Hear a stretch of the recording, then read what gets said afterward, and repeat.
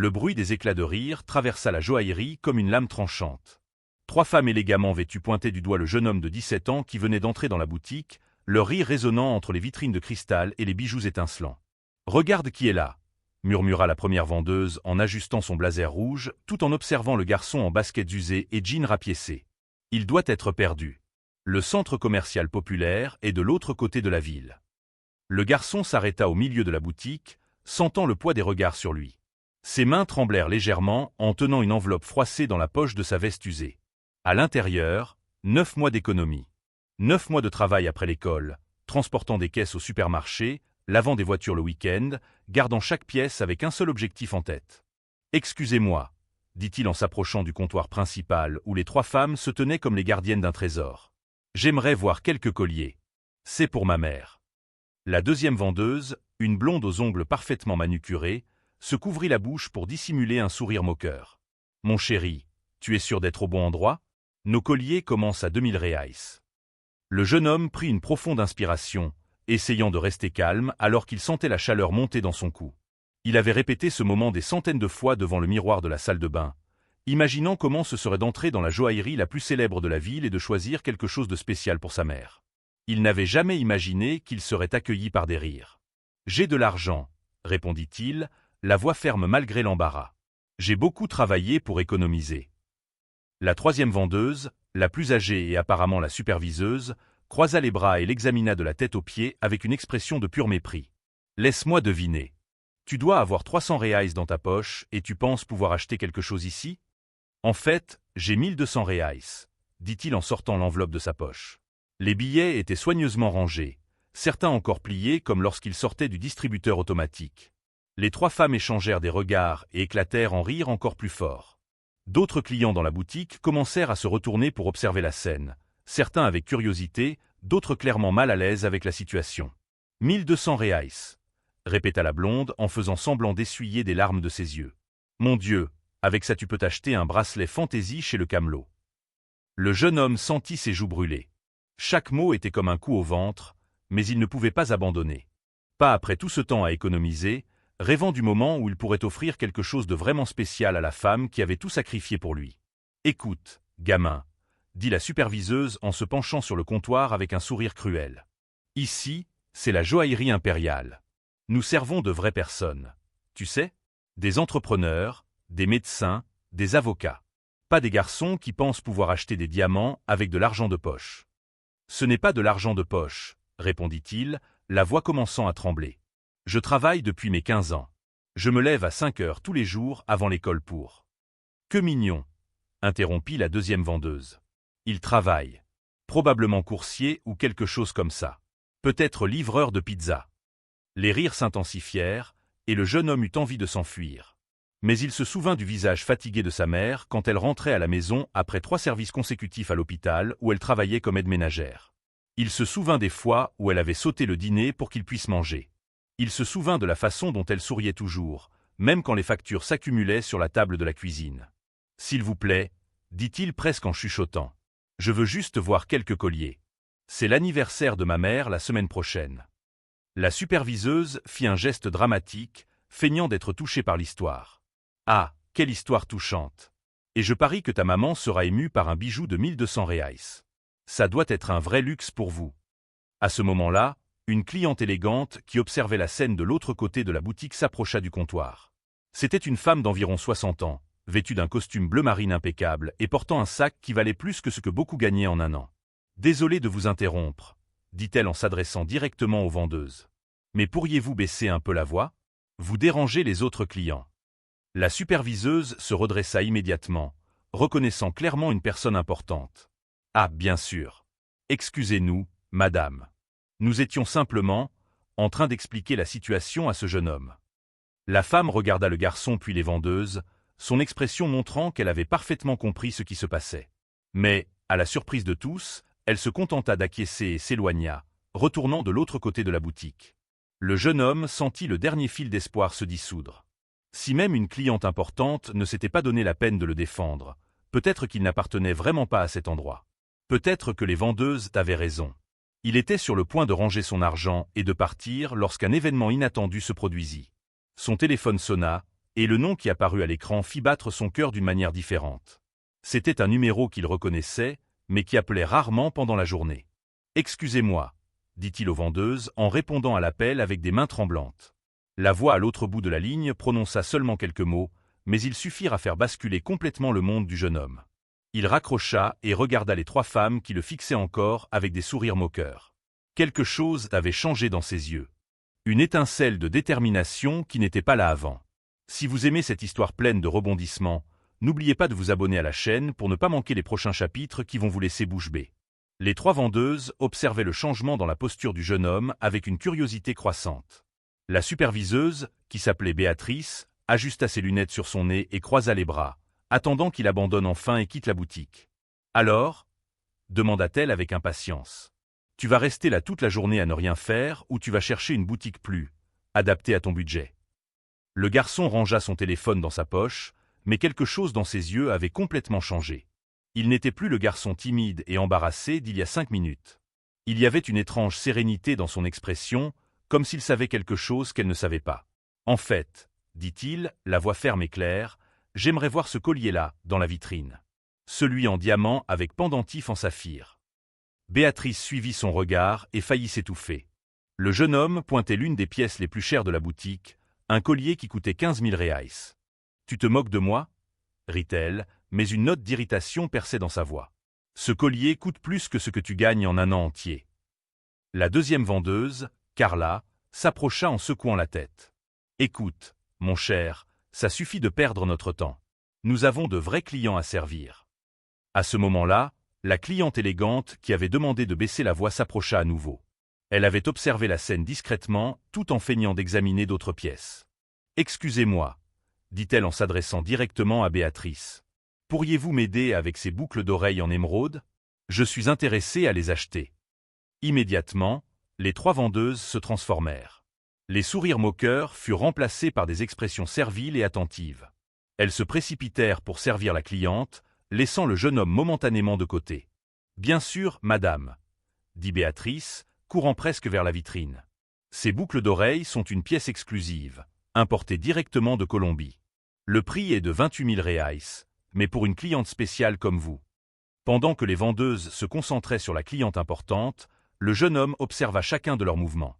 La façon dont elle se courbait, comment elle changeait complètement de ton, comment elle traitait l'argent comme si c'était la seule chose qui comptait au monde. C'est alors qu'il remarqua quelque chose d'intéressant. Derrière le comptoir, il y avait une petite plaque dorée qu'il n'avait pas remarquée auparavant. Il y était écrit « Joaillerie Impériale, Groupe Empresarial Santos et Associado ». Ses yeux s'écarquillèrent. Ce nom lui était familier, très familier. Mais avant qu'il puisse traiter complètement l'information, son téléphone sonna de nouveau. « Excusez-moi, » dit-il, s'éloignant de quelques pas pour répondre. « Fils, » dit la voix à l'autre bout du fil. « Ça va? Tu semblais préoccupé quand nous avons parlé tout à l'heure. »« Papa, » chuchota Théil, « tu connais la joaillerie impériale. » Il y eut une pause à l'autre bout du fil. « Pourquoi demandes-tu ça? »« Je suis ici maintenant. J'essaie d'acheter un cadeau pour maman, mais les vendeuses. » Il s'interrompit, ne voulant pas inquiéter son père avec ses problèmes. « Je comprends, » dit la voix, et il y avait quelque chose de différent dans le ton maintenant. « Reste là. Ne bouge pas. Je viens te chercher. » L'appel se termina, laissant le jeune homme encore plus confus. Son père n'avait jamais montré connaître des boutiques chères comme celle-ci. Il vivait dans un quartier modeste, sa mère travaillait comme aide-ménagère, et son père.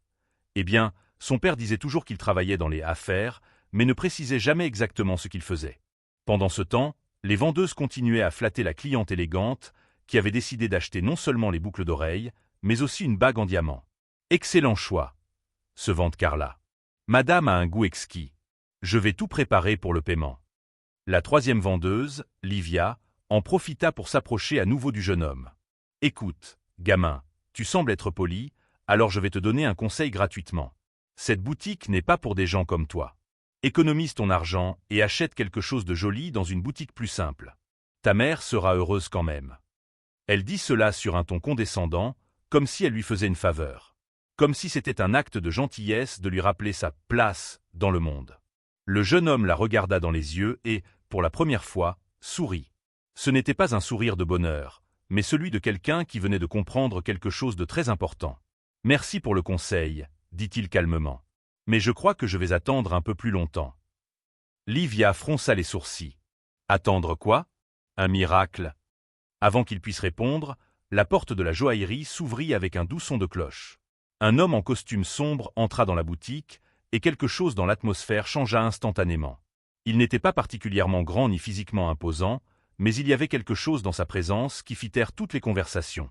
Les autres clients se retournèrent pour le regarder, les vendeuses interrompirent leurs activités, et même la dame élégante cessa d'examiner ses achats. L'homme marcha directement vers le jeune homme, ignorant complètement tous les autres dans la boutique. « Fils, » dit-il en posant la main sur l'épaule du garçon. « Comment vas-tu » Les trois vendeuses échangèrent un regard confus. Cet homme bien habillé était le père du garçon pauvre? Cela n'avait aucun sens. Béatrice s'approcha avec hésitation. « Excusez-moi, monsieur, mais le jeune homme était ici en train d'essayer. Enfin, il voulait voir quelques pièces qui sont un peu hors de son budget. » L'homme se tourna lentement vers elle, et lorsque leurs yeux se croisèrent, Béatrice sentit un frisson parcourir son échine. Il y avait quelque chose de familier dans ce visage, mais elle ne pouvait pas identifier quoi. « Ah, vraiment ?» dit-il, la voix calme mais avec une pointe dangereuse. « Et comment savez-vous quel est le budget de mon fils ?» La question plana dans l'air comme une menace, et les trois vendeuses comprirent qu'elles avaient peut-être commis une erreur très grave. Le silence qui s'ensuivit fut assourdissant. Béatrice, Carla et Livia se regardèrent nerveusement, essayant de comprendre la situation. L'homme bien habillé devant elle dégageait une autorité silencieuse qui rendait l'air de la joaillerie encore plus lourd. « Eh bien, » balbutia Béatrice en essayant de reprendre contenance, « nous faisions juste orienter le jeune homme sur nos options plus abordables. C'est notre devoir en tant que professionnels. »« Professionnel » répéta l'homme, prononçant le mot lentement, comme pour savourer chaque syllabe. Définition intéressante. Il se tourna vers son fils, qui restait silencieux, observant la tension croissante dans la boutique. « Raconte-moi exactement ce qui s'est passé ici. » Le jeune homme hésita un instant, regardant les trois vendeuses qui semblaient désormais moins confiantes qu'il y a quelques minutes. « Papa, ce n'est rien de grave. Elles ont juste pensé que je n'avais pas assez d'argent. »« Non, » l'interrompit l'homme, la voix ferme mais douce. « Je veux tout entendre. Depuis le moment où tu es entré ici. » Pendant que le jeune homme relatait les événements, l'homme écoutait en silence, mais toute personne attentive pouvait percevoir la colère contenue croissant dans ses yeux. À chaque mot sur les rires, les commentaires dégradants et l'humiliation, sa mâchoire se tendait davantage. De l'autre côté de la boutique, la cliente élégante qui avait tout observé s'approcha discrètement. Elle avait terminé ses achats, mais ne voulait clairement pas manquer le déroulement de la situation. « Désolée d'interrompre, » dit-elle en s'adressant à l'homme, « mais j'ai été témoin de toute la situation. Ces employées ont été extrêmement irrespectueuses envers votre fils. » Béatrice pâlit. Avoir une cliente importante témoin de leur comportement pouvait leur coûter leur emploi. « Merci pour l'information, » dit l'homme poliment à la dame. Puis il se tourna vers les vendeuses avec une expression qui les fit toutes reculer d'un pas. « Savez-vous qui je suis » demanda-t-il calmement. Les trois femmes secouèrent la tête, mais il y avait quelque chose dans la question qui les rendait encore plus nerveuses. C'était comme si elles devaient savoir, comme si ce serait une grave erreur de ne pas savoir. L'homme marcha jusqu'au comptoir principal et posa les mains sur le verre, observant les bijoux exposés. « Mon fils est venu ici avec 1200 reais qu'il a économisé pendant presque un an. Savez-vous ce que cela représente ?»« Monsieur, » tenta de s'expliquer Carla, « nous n'avions aucun moyen de savoir que... »« Que quoi ?» l'interrompit-il. « Qu'un jeune homme noir, habillé simplement, pouvait avoir de l'argent honnête ? Qu'il méritait d'être traité avec le respect de base ? Que peut-être vous devriez juger les gens sur leur caractère et non sur leur apparence. » La réprimande résonna dans la boutique, et les autres clients arrêtèrent leurs activités pour observer. L'atmosphère devint chargée d'une tension presque palpable. C'est alors qu'il se passa quelque chose que personne n'avait prévu. L'homme sortit de la poche intérieure de son veston un petit portefeuille en cuir. Il en sortit une carte dorée qui brillait sous les lumières de la joaillerie. Quand Béatrice vit la carte, son visage devint complètement blanc. Elle la connaissait très bien. C'était la carte d'accès exécutif que seule une personne possédait dans toute la ville. « Impossible », murmura-t-elle, les mains tremblantes. « Qu'y a-t-il » demanda Livia, qui n'avait pas encore compris la gravité de la situation. Béatrice pointa la carte du doigt, tremblante. « Celle-là, c'est la carte du président du groupe Santos et Associado. » Le silence qui suivit fut absolu. Même les autres clients cessèrent de chuchoter, sentant que quelque chose de monumental se passait. Carla regarda la carte, puis l'homme, puis le jeune homme. Lentement, les pièces du puzzle commencèrent à se mettre en place dans son esprit. La plaque derrière le comptoir. Le nom de famille Santos. L'autorité naturelle de l'homme. La façon dont il était entré dans la boutique comme si c'était la sienne. « Mon Dieu !» murmura-t-elle. « Vous êtes… » « Eduardo Santos », dit-il simplement, président et propriétaire majoritaire du groupe Santos et Associado. « Et ceci, » fit-il un geste vers la joaillerie autour, « est l'une de mes entreprises. » L'impact de la révélation fut immédiat. Livia chancela et dut s'appuyer sur le comptoir.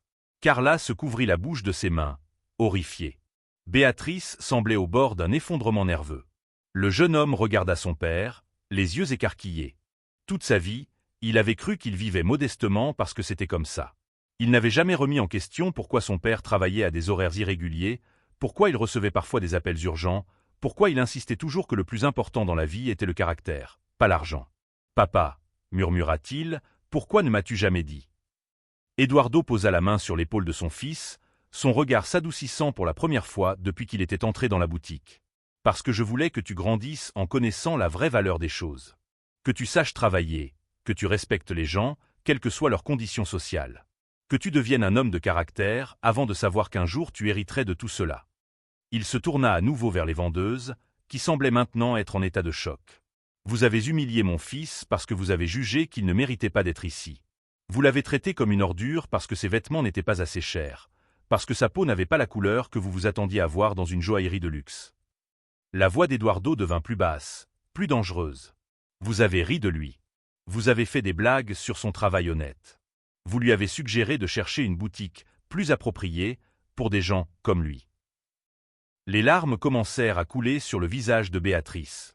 Elle savait que sa carrière était finie à ce moment-là. « Monsieur Santos, » essaya-t-elle, « nous ne savions pas si nous avions su qui il était. »« Exactement, » dit Eduardo en la coupant. « Vous ne saviez pas qui il était, et cela a montré exactement qui vous êtes. » La cliente élégante, qui avait tout observé, hocha la tête avec approbation, clairement satisfaite de voir que justice était faite. Eduardo Santos marcha lentement à travers le salon de la joaillerie, ses pas résonnant sur le sol en marbre. Chaque mouvement semblait calculé, chaque geste chargé de but. Les trois vendeuses restaient figées, observant l'homme qu'elles savaient maintenant être le propriétaire de tout cela. « Avez-vous une idée, » dit-il en s'arrêtant devant Béatrice, « du nombre de jeunes comme mon fils qui subissent cette humiliation chaque jour ? Combien sont jugés par la couleur de leur peau, par leurs vêtements, par le quartier où ils vivent ?» Béatrice tenta de parler, mais seul un gémissement sortit de sa gorge. Les larmes coulaient librement sur son visage, effaçant le maquillage soigneusement appliqué. « Monsieur Santos, » parvint à murmurer Carla, « nous pouvons expliquer. » « Expliquer. » Eduardo se tourna vers elle avec une intensité qui la fit reculer. « Expliquez donc pourquoi vous avez ri de mon fils. Expliquez pourquoi vous avez supposé qu'il était perdu. Expliquez pourquoi vous lui avez suggéré de chercher une boutique plus adaptée pour des gens comme lui. » Le silence qui suivit ne fut interrompu que par le bruit lointain de la circulation dehors. Toute la joaillerie s'était arrêtée pour observer cette scène extraordinaire. Les clients chuchotaient entre eux, les employés d'autres sections se penchaient pour voir ce qui se passait. Eduardo sortit son téléphone de sa poche et composa un numéro. « Service des ressources humaines ? J'ai besoin que vous veniez immédiatement à la joaillerie impériale.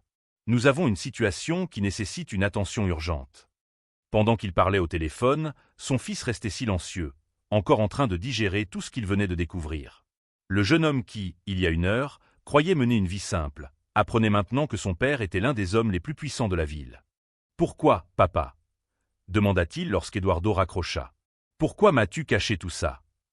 Eduardo s'approcha de son fils, posant ses deux mains sur ses épaules. « Parce que je voulais que tu apprennes la valeur des gens pour ce qu'ils sont, pas pour ce qu'ils possèdent. Je voulais que tu travailles dur, que tu connaisses la valeur d'un labeur honnête, que tu traites tout le monde avec respect. » Il regarda le jeune homme droit dans les yeux. « Mon père était pauvre. Très pauvre. Il est mort en travaillant sur un chantier pour que je puisse étudier. J'ai construit cet empire avec le souvenir de son exemple. Et je ne voulais pas que tu grandisses en pensant que tu étais meilleur que les autres à cause de l'argent. » Les vendeuses observaient cette conversation intime avec un désespoir croissant. Elles savaient que leur carrière était terminée, mais la véritable portée de leurs actions commençait à peine à leur apparaître. C'est alors que la porte de la joaillerie s'ouvrit à nouveau, et trois cadres en costume entrèrent précipitamment. Eduardo leur fit signe de s'approcher. Ces 3 employés, dit-il en pointant Béatrice, Carla et Livia, ont humilié un client sur la base de préjugés raciaux et sociaux. Elles ont ri de lui, insulté son travail honnête et suggéré qu'il n'avait pas sa place ici. Le directeur des ressources humaines, un homme d'âge moyen au visage sérieux, sortit une tablette et commença à prendre des notes. « Monsieur Santos, nous aurons besoin d'un rapport détaillé pour les procédures légales. » « Procédures légales ?» balbutia Livia, parlant pour la première fois depuis la révélation. « Oui, » répondit Eduardo froidement. « La discrimination raciale est un crime. Vous n'avez pas seulement violé les politiques de l'entreprise, vous avez violé la loi. » Béatrice s'effondra sur une chaise proche, sanglotant de manière incontrôlable. « Monsieur Santos, s'il vous plaît, j'ai des enfants, j'ai besoin de cet emploi. »« Et combien de mères travailleuses avez-vous humiliées au fil des ans ?» rétorqua Eduardo. « Combien de jeunes honnêtes ont été traités comme des ordures parce que vous avez décidé qu'ils ne méritaient pas de respect ?» La cliente élégante, qui avait tout observé, s'approcha. « Monsieur Santos, je suis Elena Rodriguez, juge au tribunal régional. J'ai été témoin de toute la situation et je peux confirmer que le comportement de ces employés était absolument inadmissible. » Eduardo acquiesça respectueusement. « Merci, docteur. Votre témoignage sera très précieux. » À ce moment-là, la 4e boucle narrative se referma complètement. Le jeune homme comprenait enfin pourquoi sa famille vivait modestement malgré la richesse de son père, pourquoi Eduardo avait toujours mis l'accent sur les valeurs plutôt que sur les biens matériels, pourquoi il avait été élevé pour travailler et apprécier chaque centime. « Papa, » dit-il, la voix étranglée par l'émotion, « maintenant je comprends. Tu m'as appris à être une personne meilleure qu'elle. » Eduardo sourit pour la première fois depuis son entrée dans la joaillerie. « Exactement, fils. Et maintenant tu peux voir pourquoi c'était important. » Il se tourna une dernière fois vers les vendeuses. « Vous êtes licencié pour faute grave. De plus, vous serez poursuivi pour discrimination raciale. Cette joaillerie mettra en place un programme de formation contre les préjugés, obligatoire pour tous les employés. » Carla tenta un ultime plaidoyer. « Monsieur Santos, nous pouvons changer. Nous pouvons apprendre. S'il vous plaît, donnez-nous une seconde chance. »« Seconde chance ?» interrogea Eduardo. « Mon fils a mérité une première chance quand il est entré ici avec son argent honnête. Vous lui avez refusé cela à cause de vos préjugés. Pourquoi devriez-vous avoir ce que vous lui avez refusé ?» Les cadres commencèrent à escorter les 3 femmes hors de la joaillerie. Béatrice pleurait à haute voix, Carla implorait la clémence, et Livia marchait sous le choc. Quand ils furent enfin seuls, père et fils s'embrassèrent au milieu de la joaillerie. Autour d'eux, les bijoux brillaient sous les lumières, mais aucun d'eux ne semblait aussi précieux que la leçon apprise ce jour-là. « Et maintenant ?» demanda le jeune homme. « Que faisons-nous pour le cadeau de maman ?» Eduardo sourit et montra le collier en diamant et saphir que son fils avait admiré au début. « Maintenant, tu vas offrir ce collier à ta mère. Et tu lui raconteras exactement comment tu l'as obtenu. » Le jeune homme regarda le collier, qui coûtait 15 fois plus que ce qu'il avait économisé, puis regarda son père. « Mais je n'ai que 1200 reais. Et cet argent, dit Eduardo, vaut plus pour moi que n'importe quelle fortune. Parce qu'il représente ton travail, ton dévouement, ton amour pour ta mère.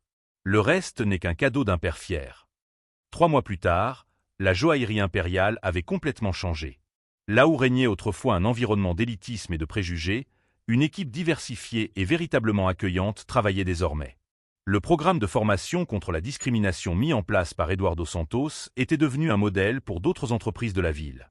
Le jeune homme, qui s'appelait Daniel, était de retour à la joaillerie, mais cette fois accompagné de sa mère, Conceição. Elle admirait les bijoux autour d'elle, tentant encore de comprendre tout ce qui s'était passé depuis ce jour fatidique. « Fils, » dit-elle en touchant délicatement le collier en diamant et saphir qui ornait maintenant son cou, « je n'arrive toujours pas à croire que tout cela soit réel. » Daniel sourit, se rappelant de la réaction de sa mère lorsqu'il était rentré chez eux ce soir-là avec le cadeau. D'abord la surprise, puis les larmes, et enfin la compréhension que leur vie avait changé pour toujours, mais pas de la manière qu'elle imaginait.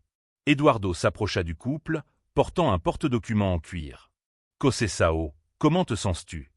« Toujours confuse, » admit-elle avec un sourire timide. « 20 ans de mariage avec toi, et je découvre seulement maintenant que mon mari est l'un des hommes les plus riches de la région. »« Et tu m'aimes encore en le sachant » plaisanta Eduardo, la faisant rire. « Je suis tombée amoureuse de l'homme qui se levait tôt pour travailler, qui réparait le robinet de la cuisine, qui jouait au ballon avec Daniel dans le jardin.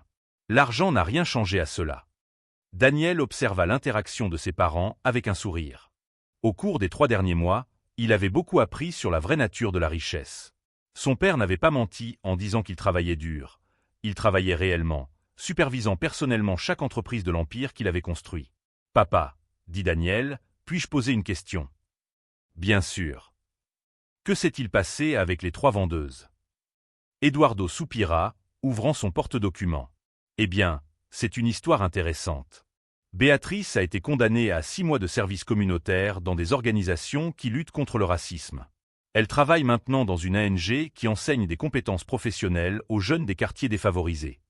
Et les autres? Carla a décidé de déménager dans une autre ville. Apparemment, elle ne pouvait pas supporter la honte de ce qu'elle avait fait. Livia. Eh bien, elle a eu une réaction différente. Eduardo sortit une lettre de son porte-documents.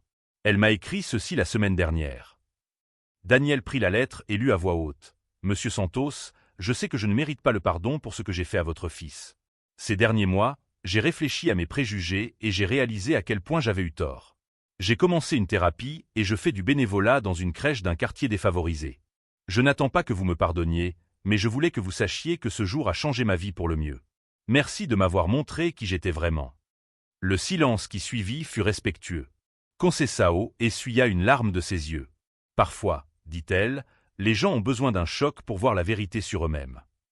Eduardo acquiesça. C'est pour cela que je n'ai pas voulu de vengeance. Je voulais de la justice, mais aussi que ce soit une opportunité de croissance. À ce moment-là, une jeune vendeuse s'approcha. C'était Patricia, l'une des employées engagées après l'incident. Elle était noire, âgée d'environ 25 ans, et rayonnait de professionnalisme et de gentillesse. « Monsieur Santos, » dit-elle, « cette famille dont vous avez parlé est arrivée. Ils sont intéressés par les alliances de mariage. »« Parfait, Patricia. Occupe-toi d'eux avec toute l'attention nécessaire. » Lorsque l'employé s'éloigna, Daniel observa la fluidité avec laquelle tout se passait désormais. « C'est incroyable comme cet endroit a changé. » « Ce n'est pas l'endroit qui a changé, » corrigea Eduardo. « Ce sont les gens. Et cela montre qu'un véritable changement est possible quand on est prêt à affronter ses préjugés. » Conceição prit la main de son mari. « Eduardo, puis-je poser une question qui me taraude depuis des mois ?»« Bien sûr. »« Pourquoi ne m'as-tu jamais parlé de l'argent ? Je suis ta femme. » Eduardo sourit, entrelaçant ses doigts avec les siens. « Parce que je voulais être sûr que tu m'aimais pour l'homme que j'étais, pas pour ce que je possédais. Et parce que je voulais que Daniel grandisse en vous voyant, vous deux, comme des exemples de dignité et de travail honnête. » « Mais ce n'était pas juste pour nous, » protesta Daniel. « Maman a travaillé 3 postes à de nombreuses reprises. J'ai renoncé à des choses que je voulais. » « Et c'est exactement ce qui vous a rendu les personnes incroyables que vous êtes aujourd'hui, » interrompit Eduardo. « Conceição, tu aurais pu devenir une mondaine superficielle, préoccupée seulement par les apparences. Daniel, tu aurais pu devenir gâté et arrogant. Au lieu de cela, vous êtes devenus des personnes de caractère solide. » Daniel réfléchit aux paroles de son père. Ces derniers mois, il avait rencontré d'autres jeunes riches à l'école et avait remarqué combien beaucoup d'entre eux étaient différents de lui. Ils ne valorisaient pas ce qu'ils possédaient, traitaient mal ceux qu'ils considéraient comme inférieurs, ne connaissaient pas la valeur du travail. « Papa, » dit-il, « je comprends maintenant. Mais pour l'avenir, comment sera notre vie à partir de maintenant ? » « À partir d'aujourd'hui, » dit Eduardo, « vous saurez tout. Conceição pourra quitter son travail si elle le souhaite, mais pas parce qu'elle devra. Daniel commencera à prendre les affaires, mais continuera à étudier et à travailler pour comprendre la valeur des choses. »« Et si je ne veux pas reprendre l'entreprise plus tard ?» demanda Daniel. « Alors tu choisiras ton propre chemin, » répondit Eduardo sans hésiter. « L'argent peut faciliter ton parcours, mais il ne peut pas vivre ta vie à ta place. » Conceição sourit, voyant le fils qu'elle avait élevé avec tant d'amour grandir devant ses yeux. « Tu sais ce qui me rend le plus fier dans tout cela ? » ?»« Quoi, maman ? » ?»« Que même en découvrant que tu pouvais avoir tout ce que tu voulais, tu es resté la même personne. Gentil, travailleur, respectueux. Cela montre que notre éducation a porté ses fruits. » Daniel embrassa ses parents au milieu de la joaillerie transformée. Autour d'eux, des clients de toute classe sociale étaient servis avec le même respect et la même dignité. L'histoire de Daniel se répandit dans toute la ville, devenant un exemple de la manière dont les préjugés peuvent être combattus et de la vraie richesse qui réside dans le caractère des personnes. La joaillerie impériale devint un symbole d'inclusion et de respect. Et chaque fois que quelqu'un racontait l'histoire du garçon humilié dans une joaillerie, seulement pour découvrir que son père en était le propriétaire, la leçon était toujours la même. Ne jugez jamais une personne sur son apparence, car vous ne savez jamais qui elle est vraiment à l'intérieur. 6 mois plus tard, Daniel commença à travailler à temps partiel dans l'entreprise de son père, mais continua ses études et son travail au marché le week-end. Pas parce qu'il en avait besoin, mais parce qu'il avait appris que le travail dignifie et construit le caractère. Et chaque fois qu'il rencontrait de jeunes gens dans des situations similaires à celles qu'il avait vécues, Daniel se rappelait les paroles de son père. La vraie richesse ne se trouve pas dans ce que tu possèdes, mais dans la personne que tu deviens. Si cette histoire a touché ton cœur et t'a fait réfléchir sur tes propres préjugés, n'oublie pas de t'abonner à la chaîne pour plus d'histoires qui transforment des vies et ouvrent notre esprit à